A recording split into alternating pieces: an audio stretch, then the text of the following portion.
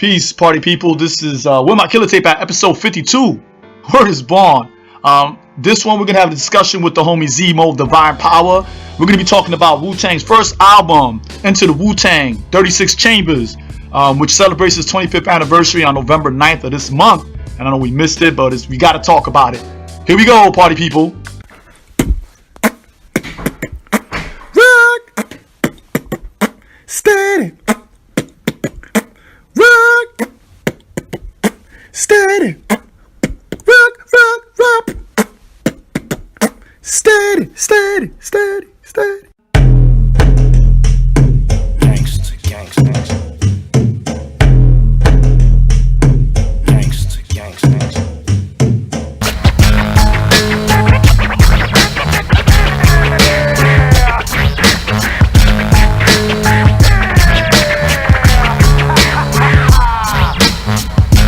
As for you profess it, make sure the science is applied. But then who, what, when? Sometimes I pull up, hop out, air out, made it look sexy. They won't take me out my element. Nah, take me out my element. There you go. Okay. All right, here we go. Peace, party people. This is DanTresOMi of Where My Killer Tape at, episode 52. And we got the homie ZMO Divine Power. What's up, brother? Peace. What's going on, family? You know we do. Hanging in there. And let me just say this. When somebody had to remind me that this is the 25th anniversary of the Wu Tang Clan's first album, Enter the Wu Tang Clan, in parentheses, 36 Chambers. And I was like, the brother I really got to bring on board is ZMO, because you're such a Wu fan. I think when I first met you, it was clear, and you've been one ever since then. Yeah, so I thought sure. it'd be dope to bring you on so we could kind of like do a review and discuss his influence and everything. So how are you doing though, brother? Oh, I'm maintaining, man. You know me, man. You know, raising the baby. That's all. You know I do. True indeed. So just real quick background. I want to talk about how, Wu-Tang came out in November 9th, 1993. It was produced, of course, solely by the RZA. Right. It had, at the time, it was 8 out of 9 members. And that to me is an issue of contention then. And I think when you look back then, I was an adult. I was 20 years old. Back then, like in the same month, A Tribe Called Quest, Midnight Marauders was released. But there was so much dope stuff that came out that year. You had Das Effects. Oh, yeah. Terrorist One, Return of the Boom Bap. Oh, my God. You had Black Moon, Enter the Stage. You have, what else you have? You had Master Ace Incorporated with the Slaughterhouse. You had Onyx. Yeah. By Nature, Diggable Planets, Dude. King T. Like, there was like, I remember that year, every album I purchased was dope. Yeah. Cypress Hill came out. Yeah. There was just a lot of dope stuff for everybody. It was a dope time. Yeah, 93 was a good year. It was. And Wu-Tang, we say this now. We didn't say this back then.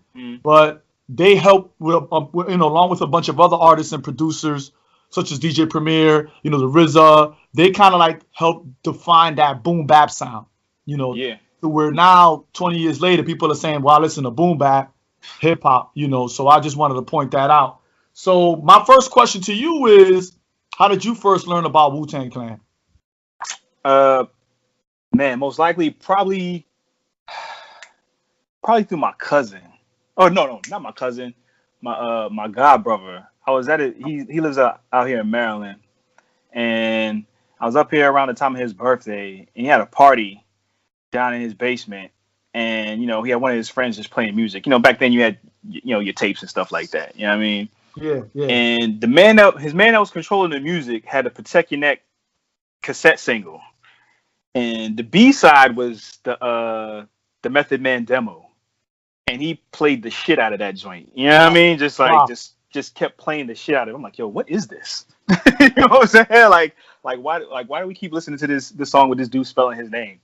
You know what I'm saying? Because at the time, this is probably like early 93. Because I remember the album came out in November, so this is like early 93. And then, Protect Your Neck and Method Man was picking up steam. But I eventually, caught on and did my research. Eventually, Cream drops. And I remember my cousin, who also stayed out in Maryland, he played the mess out of Cream too. And okay, so they had my attention, but it Wu Tang really wasn't on my radar the way they were on everybody's radar. But I can't even say that they were on everybody's radar like that. But I really wasn't checking for them the way that They were not. Yeah, the way I was now. I was waiting for Onyx and Black Moon to drop. Okay. You know what I'm saying? That's just me. That's just me personally at that point in time. Because I realized I'm 12, and at the time hip hop and everything is still new to me. Ice Cube is still my favorite MC, so Lethal Injection had dropped as well, and I was playing the mess out of that. Cube was still Cube. So yeah, it was I was in a different space and time in regards to like what I listened to, and Wu-Tang was just really not it for me yet. You know what I'm saying? Like, so as far as my introduction like to them when they first came out, like, Wu-Tang was just another group, and because there were so many back then. There were so many that were releasing dope material. It was really easy. There were so many. Like, and trust me, like once Black Moon Enter the Stage came out, you know what I'm saying? Like, my man dubbed me a copy on a cassette. That's all I played, man. Like, that is all I played. Like Buckshot was out. I thought you could have swore I thought I was Buckshot. You know what I'm saying? Like for real. Like I was and their 25th anniversary was this year as well for that first album, Enter the Stage. Yeah, for sure. But I want to point out that for a lot of our younger listeners, we didn't have the internet back then. Right. So it wasn't like you had YouTube. So and there were very few video outlets that played videos outside of TV Raps. There were very few around the country that played videos, and they came on at certain times of the week. So that's the time you had to catch it. So for a lot of us, and I'm glad you pointed this out, ZMO, for a lot of us, we learned about certain groups from, going to somebody's house, listening to their tape. Right. Somebody introducing you to them, going to a party. So it was like you just had to be at the right time, So, but I also want to point out that the original, before they got signed to Loud Records, the first single, how can I not remember the first single? It was After the Laughter, Come to Tears, that joint. No. Before they got signed to Loud Records, right? Their first single was Protect Your Neck. It was a white label promo. It was I wouldn't even say white label promo. And on the B side was Method Man's song. Right. Method Man. So when you purchased it, it was just white, and you could tell somebody drew the Wu-Tang symbol. It was like you could tell it was hand drawn and inked. And they pressed up all these copies, and that's how it came about. And I remember playing it because I was a mixtape DJ back then. I remember playing it for people, and they were like, "Man, it's all right." And I was like, "Wow," wow. And then they did Cream, and they just took them over the top with the video. Right. Because their video version for Protect the Neck was like real bootleg. That shit was like it was bootleg. Real low quality. So it just at the time people weren't really like, if it wasn't like a higher quality, if people weren't feeling it. But Cream was of higher quality. Yeah. So I know that happened. So but I know that when they released that album, it was like a whirlwind. I know people that the funniest thing, and I'll probably get in trouble for this. There was a group by the name of they were from Staten Island. They came out with a single called Blue Cheese like a year before. UMCs. And I remember when Wu-Tang came out, they released their second album, and they were trying to be as gritty as the Wu, and they had the army suits and everything and the Timberland. And I remember that we were doing that because of Wu-Tang, so a lot of people were like, that gritty sound, that boom bap gritty sound, Black Moon, all that stuff was like, there was for a while, that's what everybody was trying to be like. Even Puff Daddy, even Diddy was like that, Truly. Oh yeah. I remember when Puffy used to rap with the rough voice. Yes. So yeah, he liked to wipe that away, but now we remember. Yeah. So it was like a trend to do that. So then, when did you really become like a fan of Wu-Tang? Like when did you like, yo, this is the group right here? Because remember, like you said at the time, there was just a lot of groups out. I think, believe it or not, it was when trying to figure out. I'm gonna have to Google it real quick. Whenever Gravediggers 6 Feet Deep came out, when Gravediggers 6 Feet Deep came out, I was like, "What is this?" Once again, my same cousin. I'm gonna shout him out. My cousin Dwayne. He from Glen Burnie, Baltimore, Maryland. Put me on at the Gravediggers joint, and I remember like from the intro on, I was like, I need to hear everything associated with this group and these people. Wow. And it's just like, oh, it's the RZA. It's the same RZA from Wu-Tang. You know what I'm saying? Yeah. And it really made me go back and you know, really like listen to 36 Chambers, because I think man, I'm trying to figure out when that Gravediggers album came out. It came out in '94. It came out in 94. It came out, I'm gonna say late '94. It came out a while after Wu-Tang, because you know they came out with Wu-Tang. Right. They came out with Method Man's album. I want to say they came out around the same time that Method Man and Gravediggers might have. They probably did. But I know that the Method Man joint came out right afterward. Yeah. So because I remember, like I said, late '93 into early '94, I was listening to Black Moon, Enter the Stage, and Snoop Doggy Dogg Doggy Style. Mm-hmm. Like that's all I was playing. But like once Gravediggers came out, you know what I'm saying? That's when I was just like, okay, I need to really start paying attention. And then the Method Man album came out, and you know, because I had heard 36 Chambers, but I wasn't playing it like that. Yeah, I realized like you said, the younger listeners, it's like, yo, like if you wanted to hear something, you had to own it. You know what I'm saying? Like straight up, you had to own it. You had to buy it, or you had to have some blank tapes, or you had to have somebody dub it for you. So if I didn't own it, I didn't listen to it. You know what I'm saying? At the same time, there was just so much dope stuff out. It was easy. It was very easy to get lost in the song. There was just so at that '93. One thing I remember about '93 was that mad albums came out that were just really dope. Yeah. Like, you mentioned Snoop Doggy Dogg. Like it's just like we could go on and on with all the stuff that came out that year, stuff that I forgot, you know. And there was just so much dope stuff out there, so it was real easy to be like, well, I'm gonna fuck with this for now and then overlook it, you know. But yeah, I remember I had somebody dub me. You know, I took like a blank tape of something I probably didn't care about and just had them dub over it. Like, yo, somebody dub me Into the Wu-Tang, and yeah, it was in constant rotation since then. You know what I mean? Like, I was like, okay, this is insane. Like everything that was happening just from the first track, Bring the Ruckus, to the end, to the Seventh Chamber at the end, man. I was just like, this is some of the hardest shit I've ever heard in my life. You know what I'm saying? Like legit. Up to that point, you know, like I said, hip hop and rap in the industry sense, it's still fresh and new, man. We're still trying to convince people like yo, this is music that can sell and that people want to receive. And you gotta realize at that age, I was 12, 13, you know, everything is still kind of new in the world to me. So it was helping shape, you know, who I was and who I'd eventually become as a person and an MC as well. You know, so yeah, that once I got a dub of Into the Wu-Tang 36 Chambers, I was like, okay, yeah, I think this might. No, go ahead. No, this might be like how I kind of want to approach the MCing thing. It was that in another record. I hate to get off track, but like it was that in a Keith Murray. Keith Murray, The Most Beautifulest Thing that made in this world is just like that. Yeah, that made me go from just some kid that was just kind of like freestyling during lunch to like, I need to get a piece of paper and a pen. You know what I'm saying?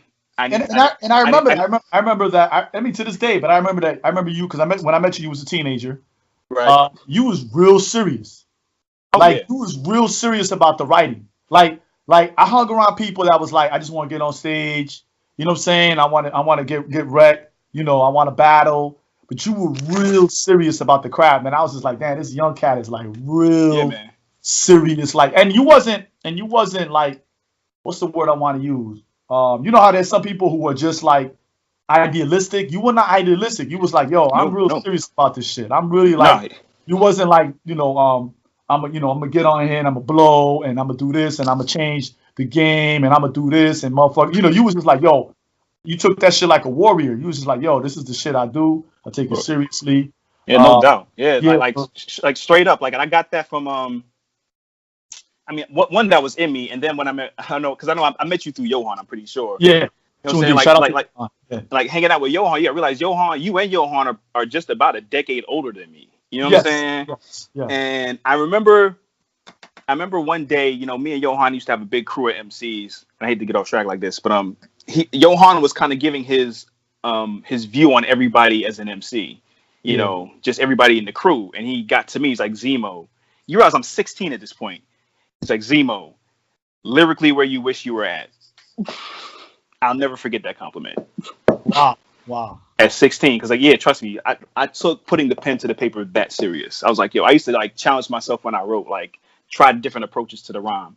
And I literally got that from that damn Wu-Tang album, Enter the Wu-Tang, because you gotta realize there's eight different approaches to writing a rhyme, and Okay. they somehow all seem to mesh over these beats and on these songs. I'm like, I never heard that many people rap. You know what I'm saying? Like, not that everybody was on every song, but just I think the mystery was like figuring out who was who. You know what I'm saying? And really figuring out whose style was what. You know what I mean? Like, that was kind of the beauty of it. The fact that, like, the whole album was just like one big pot of gumbo, man. Like, and you just never really knew what flavor you were getting, but you knew I'm glad you knew pointed it it was out good. because outside of ODB, the RZA, and the GZA, the other members of the group, they were all individual artists. Right. And they decided to collab, to represent Staten Island. They decided to collab on this album. They put their money together, and then they became a group. And I think a lot of people assumed that they were all cool, but actually, the RZA, the GZA, and Old Dirty Bastard, they were relatives of one another, but they were also in the group before that. But everybody else was pretty much their own individual artists, and they got together doing the Wu-Tang thing, So I'm glad you pointed that out, because you're right. What part of the thing was figuring out who was who when you heard each song. Yeah. Because again, we didn't have videos, we didn't have Wikipedia, so you kind of like we had liner notes, so we got You're talking about how I miss liner notes. Like, you had to read the liner notes and all of that to figure out who was what sample they use, all that stuff. You're right. So part of the whole mythos of Wu-Tang was figuring out who was what. Everybody had their favorite. You had to listen closely and pay attention. It was worth your time to listen closely and pay attention. You know what I mean? Like, or else you were just lost in the sauce. Like, you just didn't know what was going on. You didn't know what was going on. And I think that was the beauty of Wu-Tang, is that they kept a mystery about them where you wanted to know. And then they layered it. They layered that in, Nation of Gods of Earth ideology. Right. They layered that in, Shaw Brothers. The movies. You know what I'm saying? So they layered all of that. So again, like you said, it's that mystery, but then they layered everything, and they talked about, living in the streets, and, how Staten Island was for them coming up and all that stuff. So I think it had enough flavor for everybody. And I think, I think it revitalized the Shaw Brothers. At that time, the Shaw Brothers were kind of forgotten. Shaw Brothers were two brothers from China, and they had a movie studio, and they produced like hundreds of kung fu flicks. Too many. Like, I don't think I've met anybody that's seen all of them. It's impossible. It's impossible. So they make so much. And a lot of the skits come from those movies, and a lot of the slang comes from those movies. And the term Wu-Tang comes from Wu-Tang versus Shaolin. It was a movie, and it was a group of monks that had left the Shaolin, and they became Wu-Tang. So that's where that all comes from. And it's I think, and the name of the album comes from one of my favorite Shaw Brothers, is the 36 Chambers of Shaolin. Oh yeah, Gordon Liu is trying to, he he's still alive, and he's a classic. Everybody knows him. He was like in half the Shaw Brothers movies. Yeah.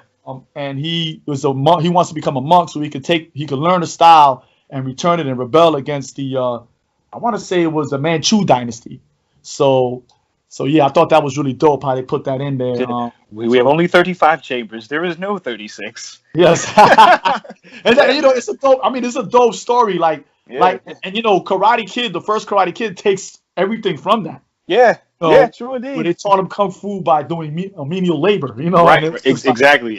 Yes. So if you guys get a chance, you guys can watch. You'll probably find it on YouTube. So for a lot of us, it took a lot of that love from the Shaw Brothers movies. And a lot of, at the time, because of Rakim, because of Brand Nubian, a lot of us, and Big Daddy Kane, a lot of us were studying the Nation of Gods and Earths, the Supreme Mathematics, the 120, Supreme Alphabet. Yeah. A lot of us, we may not have been studying it, but we were dabbling in it. So that added more of an interest for a lot of people when it comes to the Wu-Tang. So that just really helped spread that message as well. For sure. Yeah. I realized up until that point, I was hip to Brand Nubian. I wasn't necessarily fully listening to the albums at that point. Yes. And of course Rakim, but Rakim at the time was just somebody that was fly with the rhymes. Like, I think Wu-Tang put more so the Supreme Math at the forefront of their music than than the aforementioned groups that you just named. You know what I'm saying? Like they really put it really in the forefront. The gods left the lessons on my dresser. Like the what? Yes, You know, yes. so like what lessons are you speaking of? Oh, the 120. Oh, okay, 120 questions. Okay, who's the original man? Like and you need to recite it verbatim. You know what I'm saying? Like No, this is no, it. you're right, and Like- you're right, because when Rakim did it, it was very cryptic.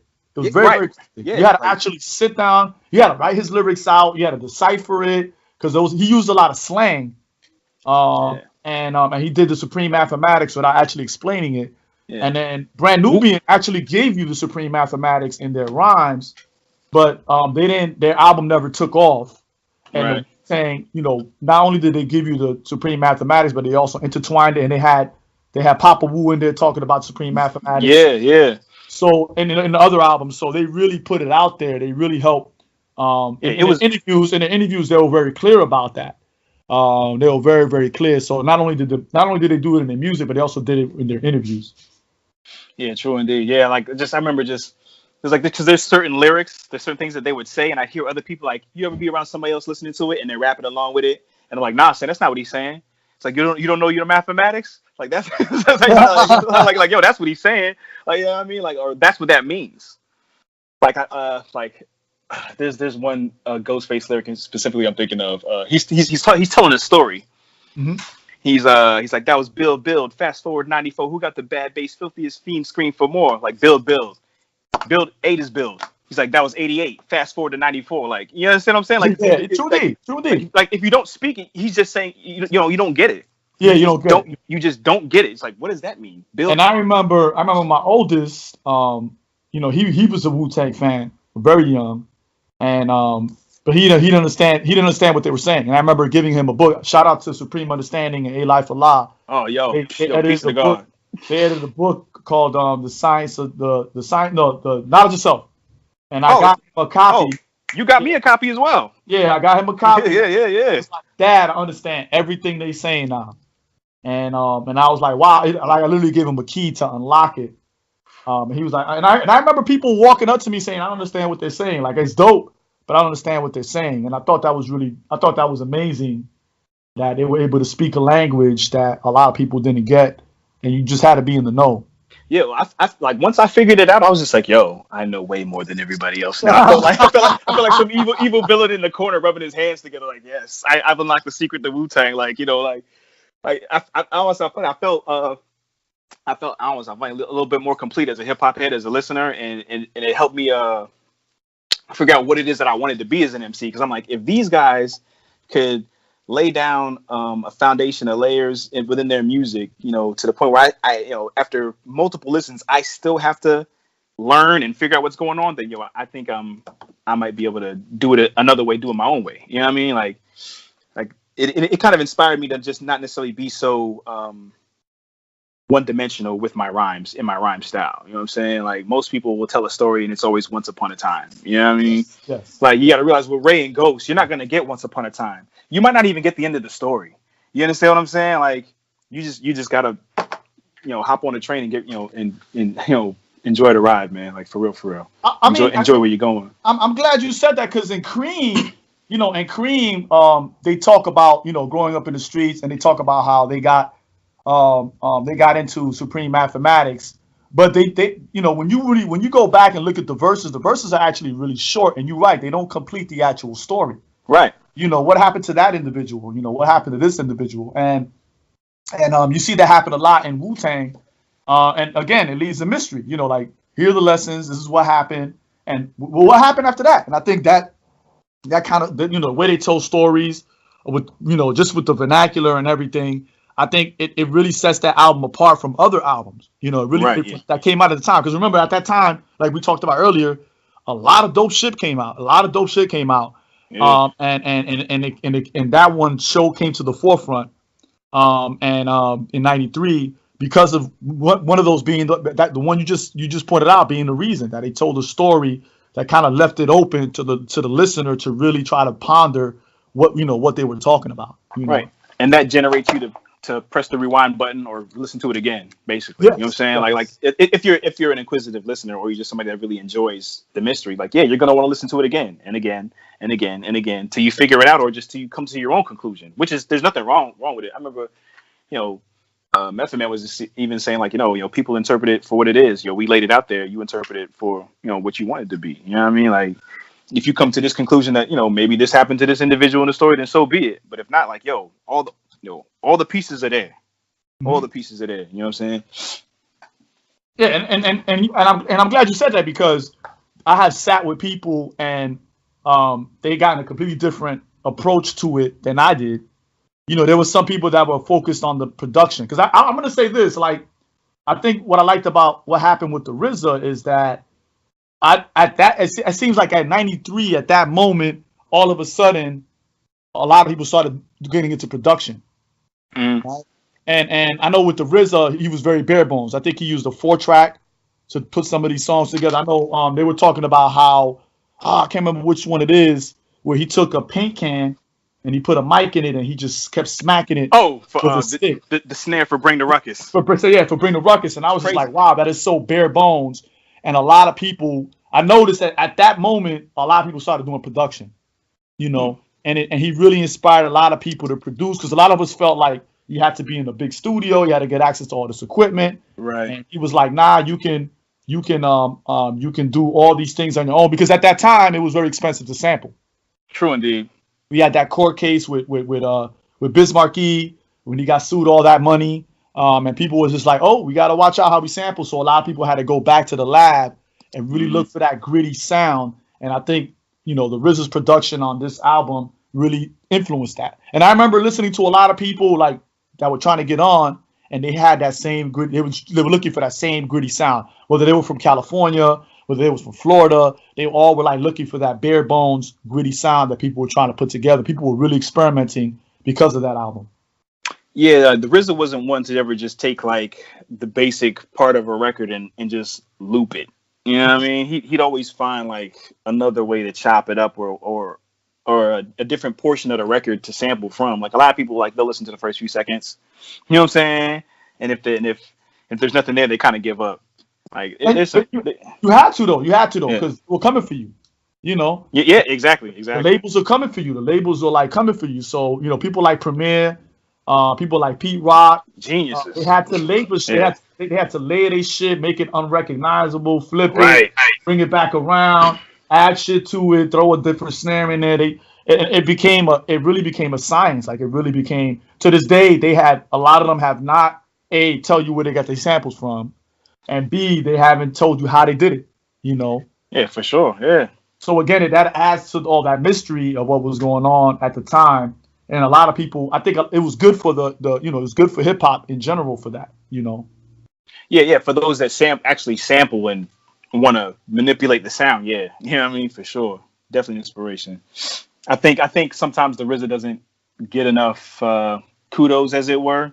Yeah. Because I crammed to find somebody else that had a run production-wise like that. Like, I can think of a few, but not that close together. Like from 92 to 97, man, like RZA did all that shit. He did all that shit. Yeah, he did 36 Chambers, Tikal, Return to 36 Chambers, The Purple Tape, Liquid Swords, Iron Man, Wu Tang. Like, he did all that shit. Like all of it. People might get mad when I say this, but he was, Manny Fresh did the same for Cash Money Records. You know what? I was gonna say his name, but I'm just like, I'm not sure if he did all that production. He did all that production. Now he did it all himself, but I'm sure if like style wise, like Manny Fresh is on a RZA-esque level, because like the RZA, like his production was a mystery. Where with Manny Fresh, I always kind of knew what I was gonna get. You know what I mean? No. I mean, I'm gonna say this with Manny Fresh. I'm gonna say he had just a bigger influence on the landscape as the RZA, because okay. I got it's you. Like, because when RZA came out, a lot of people started doing production like him. Right. True. And Manny Fresh the same way. They like really like, even though we don't give Ghetto Boys the props that they deserve, and Outkast. Who you talking about? Yeah, and Outkast. Yeah. So that's all I was listening to back then. Yeah, but when it comes to the sound of the South, I know that Manny Fresh influenced a lot of those cats, and that's why a lot of those records sounded the same back then. Right. They came out. So, but we're going off on a tangent. But you're right. RZA doesn't. No, it's my fault. The RZA, you're right, doesn't get enough props for that. Unless you're a hardcore fan, like he doesn't get enough props, and maybe history will tell a different story in a few more years.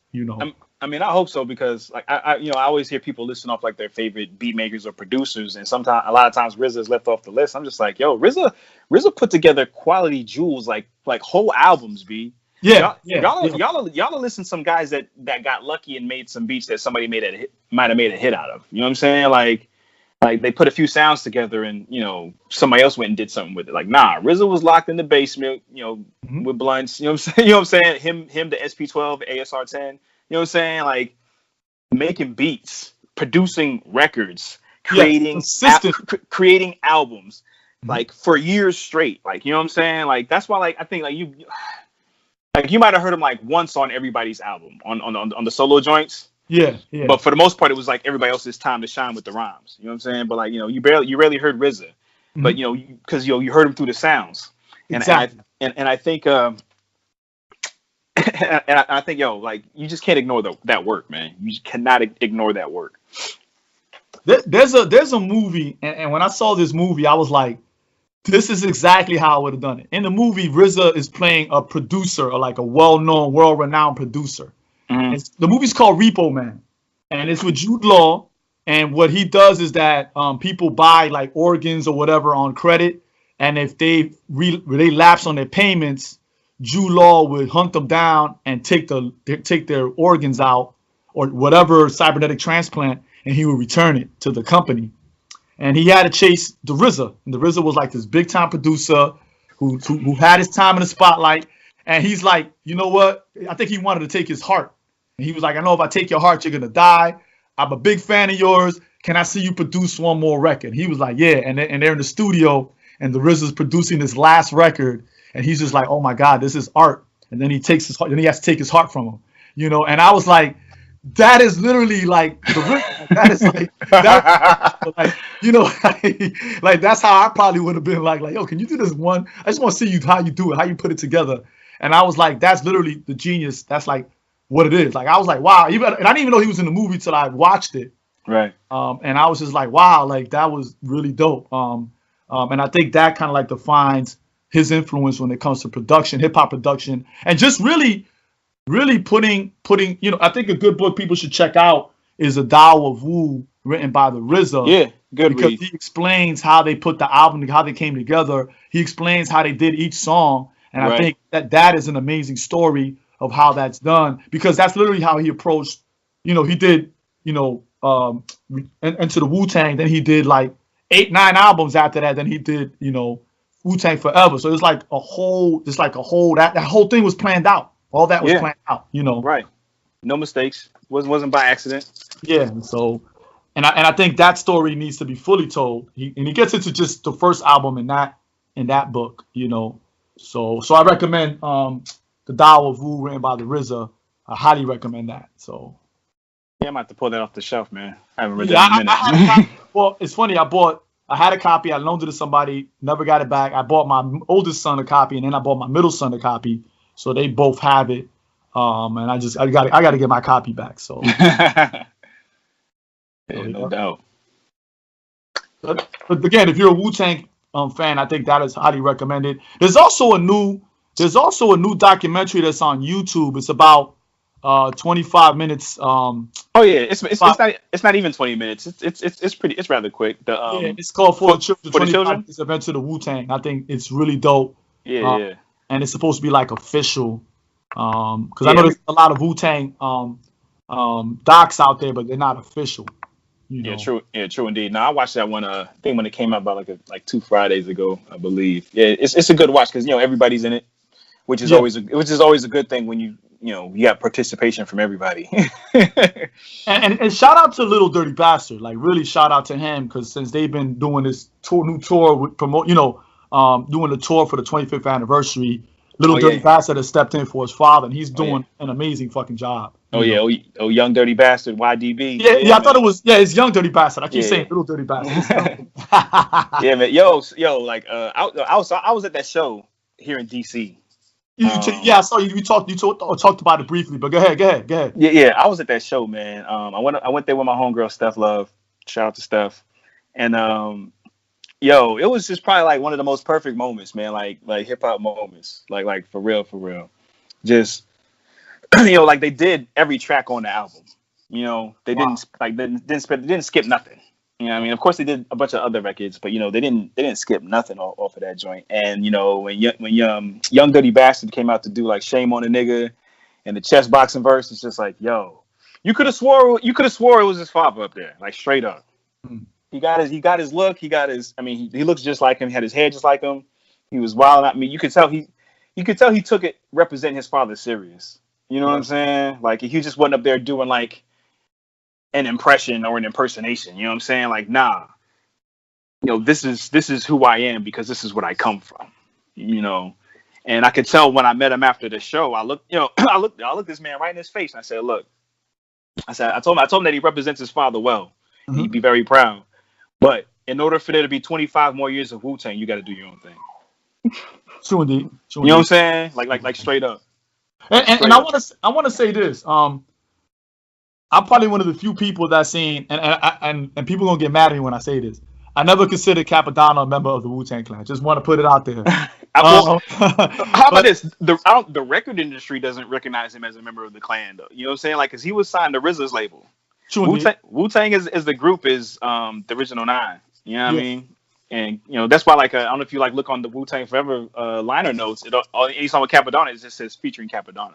True indeed. You know what I'm saying? Because contractually, he's but I hear a lot of people put him in as a group. Like I hear a lot of people say. I mean. So I don't. I'm just. Yeah. I mean, I just don't. I don't. So he's a sometimes why. You know what I'm saying? Sometimes why.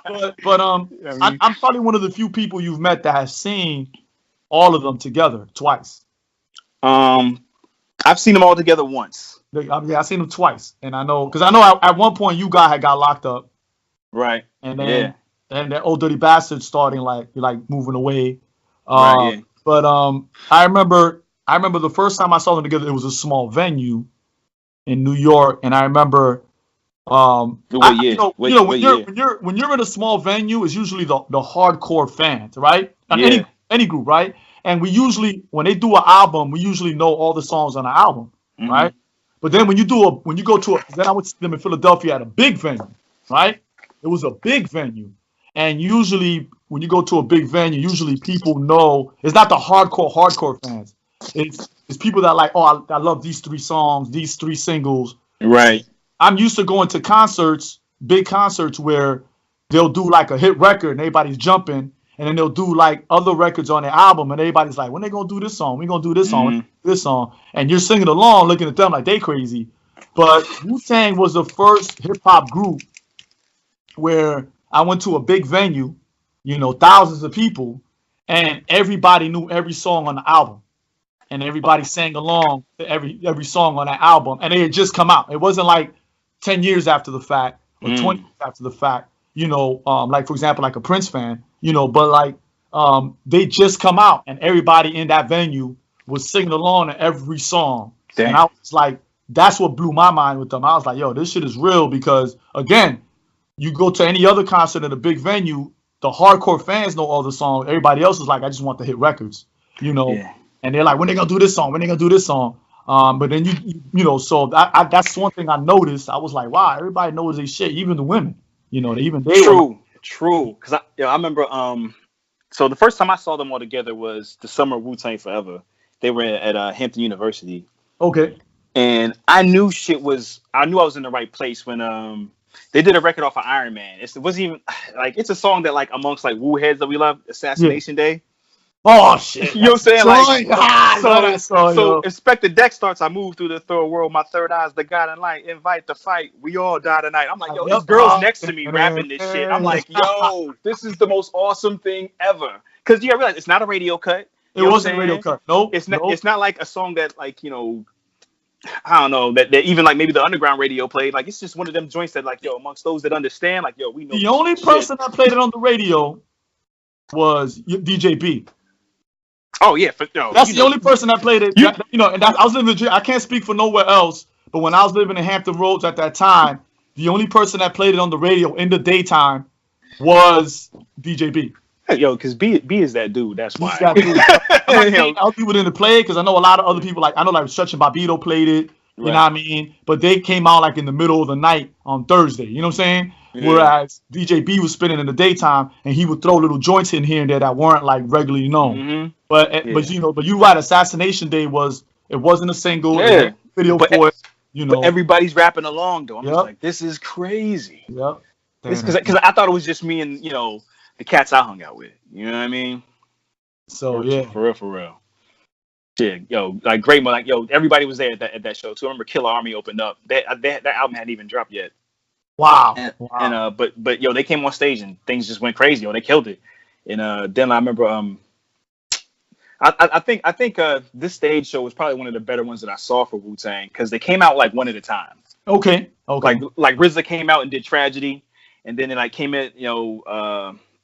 I think he went into another record, and then Inspector Deck came out, and then Meth came out. Like they came out one at a time, like to each different joints that they were on. So it kind of built up, and I was like, "Yo, this is insane." But at that time, you said you would see them when Wu-Tang Forever came out, so everybody already had their albums. Yeah, everybody had already released their albums, and then people had time to digest it. Right? True indeed. It was at a different phase of their careers, but even still, to have that many, you realize Capadonna was there too. Yeah. Sometimes so it's 10 people and everybody's coming out one at a time.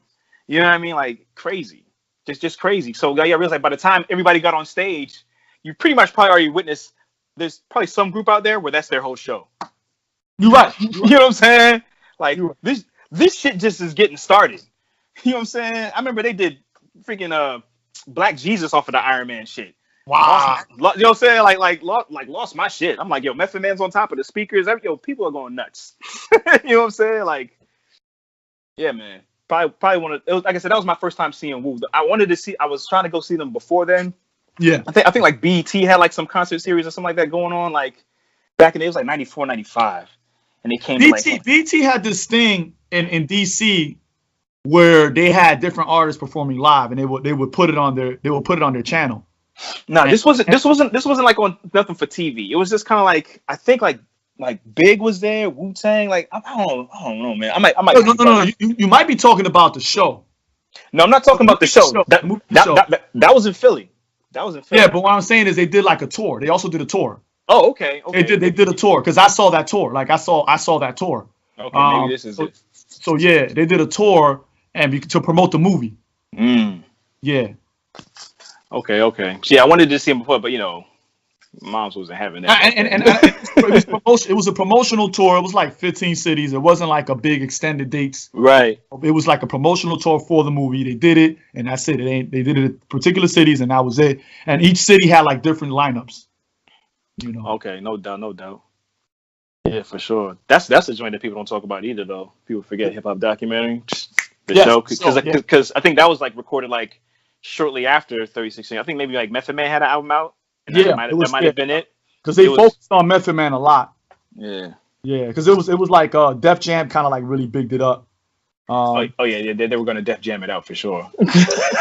And speaking of which, I think a good documentary to watch. It's actually kind of sad in a way. Is the documentary for that one tour they do it every year? Rock the Bells. Oh yeah, yo, I ain't gonna fake. Watching that documentary kind of broke my heart, man. It did. It's tough to watch. It is really tough to watch, and it was right before Old Dirty Bastard died. Yeah, it got released like right before he died, so you kind of see where his head was at before that happened. Yeah, man. You kind of see the tension with the group in the movie, the show. You saw the tensions within the group. Yeah. Who got the most shine? Who had the most media love? Right. And you see the tensions there. And again, I have to remind people that these were individuals that became a group. It wasn't like they started off as a group. So you see that tension there. And over the years, there's been a lot of beefs between members, a lot of disagreements with the creative control. Who was put out first? The business. You know what I'm saying? The business. I think it's natural. I don't have issues. I think it's natural. I think it's again. I have to remind myself, and I tell people that they like to assume that they didn't start off as a group. They did not. They started off as individuals who decided to come together. Right. And I think our expectations of it kind of like ruined our view of it. And I think it's natural. I think they're back together again. And they're putting stuff out for whatever reasons each individuals might have. But they're together again. But I do want to say that Enter the Wu-Tang represented, we can never take it out of its context. It represented a time in hip hop music. The industry, like you were saying earlier, the industry was just catching up to hip hop. Yeah, straight up. How all of that came about and what happened afterward. I think Wu-Tang, you got to put that in that story. You really do, and you can never take it out of context. Nah, never. Like it's one album that I know I probably bought more than one time. Like that, same here. Like that, and I just had to go back. Hate to keep going back to Black Moon. That and that Black Moon Into the Stage. I know I bought those two albums like more than once. Same here. Almost same here. And what's dope about those albums is that they did not age. Straight up. At all. They did not age at all. Like they did not age at all. You can listen to it all the time. I'll play it, and I'll play it in my classroom, and cats are like, "Yo, who is that?" Like not Wu-Tang because they know Wu-Tang, but Black Moon. They're like, "Who is that?" Right. And I'm like, right. Oh, Moon, and they're like, "Oh man, that is so dope." And so I introduce people to that album all the time. And I'll say this, I know it might sound maybe not true or a little cliche, but I knew it back then that this shit was gonna be forever. Like listening to this shit back then, I know it's kind of like hard to like, because I'm gonna be honest, I was only 12, 13, but yeah. I knew that this shit was gonna be a part of me for like forever. You know what I'm saying? Until like the day that I died. And I don't think you're naive in that. Yeah. I really don't. I look at it how it's influenced my children. It's an album that's influenced my children without me putting them, like making them listen to it. They just They heard it. However they heard it, and they was just like, I'm hooked. You know what I mean? Right. And to the point where I remember there was a point when my son was like, I'm gonna wear my hair like Old Dirty Bastard. And oh yeah. And I'm just like, wow, like I didn't even push it on him. You know what I'm saying? Right. Like and I noticed that like for teenagers in the United States of America, and y'all could call me crazy, for teenagers in the United States of America, Wu-Tang will always be counterculture music. True. Whether it be black or white. You know what I mean? I give you that. I know a lot of white dudes that don't listen to hip hop. They listen to Wu-Tang. They listen to Wu-Tang. You know what I mean? Yeah. So I'm not gonna lie. Like I knew they were gonna be here forever, but I knew it was gonna be this big. True. Because I remember, I remember I was hanging out with Johan when I was real young, and he was like most people was like he liked Wu-Tang, but he couldn't understand how we just loved it so much. You know what I'm saying? Because Johan is an adult, but when I meet him, you know what I'm saying? He's in his early 20s, but he's just like, I don't see what the big deal is. You know what I'm saying? Wow. Like he's like, y'all. I didn't know that. I didn't know he felt that way. I didn't know that. Like, no, I mean, I think he felt that way looking at us, because you realize we're like there was like me and a few other cats that were younger in the crew, and he's just like, yo, like I don't see what y'all's big obsession is with these niggas. Like, you know what I'm saying? He's like, they just some other niggas that rap well to me. You know what I'm saying? Like, but I fail to recognize his hip hop experience up to that point. You know what I'm saying? Like between like individuals like you and him, what y'all have experienced with the culture and the art form, like the way that y'all watched it grow from where y'all began at. No, I understood. I loved them. I was obsessed with them. Like I to this day, like and again, I got it. Like I got it back then. And again, we discussed the reasons why they stood out. Because there's people that came out when they did that did not see a quarter of the success that Wu-Tang has. They came out at the same time and didn't have the quarter of the influence that they had. You know what I'm saying? Black Moon is dope as All Outdoors. The Boot Camp Clique is dope, but they don't have nowhere near the influence that Wu-Tang. True, man. At the same time and with the same kind of sound. So you're right. I think you're 100% right. But I understand. But anyway, I got to end it here. Yeah, for sure. Thank you again, ZMO. I appreciate you. I knew, like I said, when I learned that, I said, I got to put ZMO on.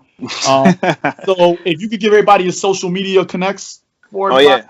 Yeah, pieces of ZMO Divine Power. You can reach me at ZMO757 Instagram. That's pretty much the only place I'm at right now. I might eventually develop a Twitter or something like that. But yeah, ZMO757. And you have a Bandcamp, don't you?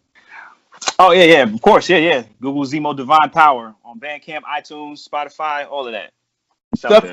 Definitely cop ZMO stuff because, ZMO shit is dope. Like, y'all motherfuckers, like, that shit is dope. I'm telling you, I have yet to meet somebody be like, he alright. I was just like, yo, who is that? You know, I'm like, I've yet to hear. I play stuff, and because I just be playing stuff in my classroom. Right. Guys be like, yo, who the fuck is that? I'm like, that's my man. They be like, yo, he's dope. I never heard nobody. I never sat down with anybody. They were sitting in my room and they didn't notice your music. Oh, word. Appreciate that. They were just like, yo, who is that? Like, I've never had somebody. I've had people come in for like 2 minutes. I had somebody come in, get something from my desk that they were supposed to get, come back, and then like 3 days later, I'm eating with them, and they're like, yo, what you was playing that day? And I'm like, yeah, I played a lot of shit. You gotta. They was like, you were playing, and I was like, and I had forgot that I was playing you, so I was giving them everybody else but you, and they were like, nah, bro. So then like 2 weeks later, I just so happened to be playing you, and he just happened to walk in, and he was like, "That's what you was playing," and I was like, "Oh, my man, ZMO." Like, I was like, I felt bad because I was like, I should have known it was you, but I just at the time I had forgot that I played you. You know what I'm saying? So, but just to let y'all, so y'all please check him out on Bandcamp. Hit the brother up. He's available for bookings. He does shows. He has a dope stage performance. He's not like a lot of these cats out here that their music is dope, and then you see him on stage and you're like, what the fuck did I say? Like the other day I would have seen this cat perform and I was like, why are you so fucking bland on stage? Like, what the fuck? You know, so he does puts, again, like, you were very serious about your craft, about going on. I remember you saying stuff like, I'm not doing this song because it ain't ready yet. You know? Like, straight up. I'm like, okay. I'm like, all right, I think it is. But, but you meant like the stage shit, so. Yeah. I got that from Johan. I ain't gonna fake. Johan was like really big on that. Johan was real meticulous with it. He was like, yo, you're not coming to the studio until you memorize your lyrics. Word. Like straight up, like we're not going. You know what I'm saying? Like straight up. And he used to get upset. He used to get pissed, But we're gonna get an end here. We can go on and on. So again, ZMO, shout out to you. I got your comic book. I'm gonna send it out before Thanksgiving. Appreciate you. Thank you. Definitely for that old man Hawkeye, which we gotta talk about that. We gotta talk about old man Hawkeye, and we gotta talk about the whole shit that everybody's now doing old man shit. So true. Oh yeah, true indeed. Showing up, right? Yep. It's becoming a trend now, huh? Yeah. So goddamn. How do we not recognize that? Anyway, no, I started recognizing it after I saw Old Man Hawkeye, and then somebody took what's my man's name?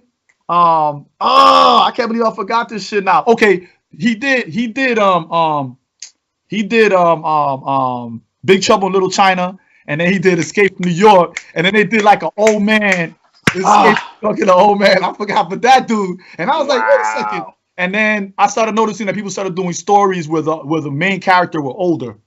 And I was like, oh, it's a trend from Old Man Logan. So, but we're going to talk about that. We got to get out of here, ladies and gentlemen. It's all a game. It's all a game.